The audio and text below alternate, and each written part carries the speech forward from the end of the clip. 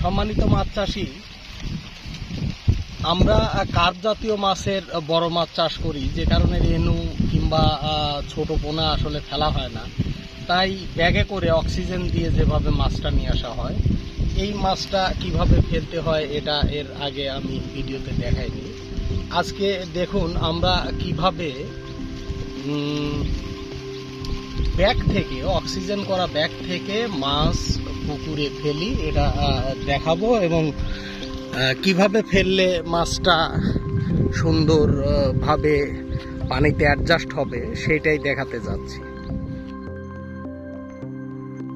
Hatchery থেকে ব্যাগে ঠিক এভাবেই পোনাগুলো ডেলিভারি করা হয়।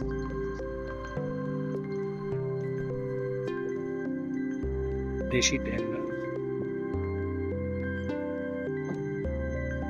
ঠিক এভাবে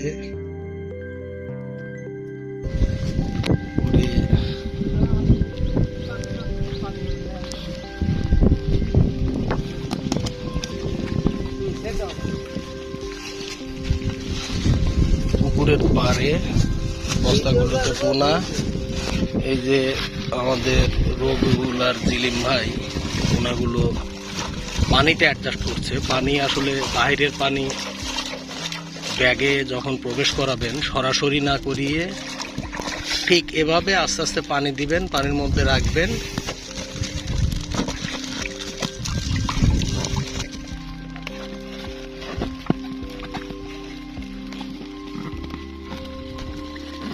পাঁচ থেকে 10 মিনিটের মতো ব্যাগে পানি মারলে মাছগুলো মোটামুটি পুকুরের পানির সঙ্গে সামঞ্জস্যপূর্ণ অবস্থায় আসে।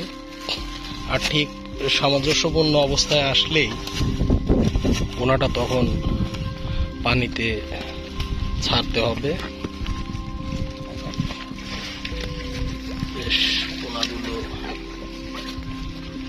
যথেষ্ট তরতাজা সতেজ আছে।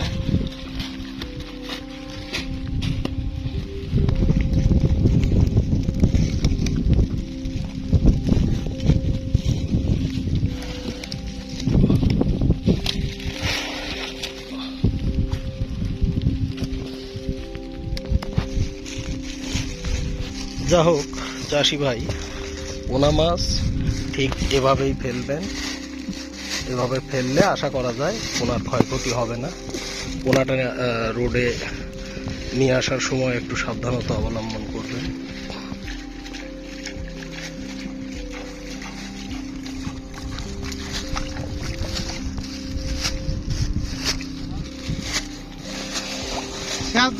পোনা ফেলার আর কোনো বিশেষ কৌশল নেই, এটাই মূলত কৌশল।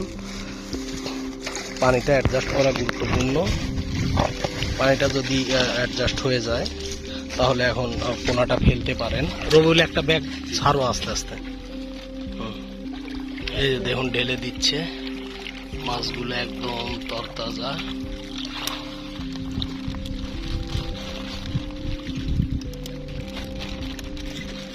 সুন্দর সতেজ পোনা। পোনা মাছ শক্তিশালী হলেই ভালো। দুর্বল পোনা পুকুরে ফেলার পরেও নষ্ট হওয়ার সম্ভাবনা খুব থাকে।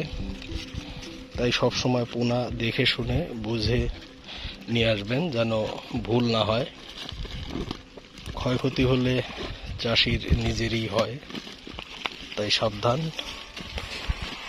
চাষি ভাই, আজ এ পর্যন্ত। আগামীতে মাছ চাষের অন্য কোনো খুঁটিনাটি বিষয় নিয়ে কথা বলবো। ধন্যবাদ। একটি কথা না বললেই নয়, ভালো পোনাই একজন মাছ চাষির চাষের সফলতা বয়ে আনতে পারে।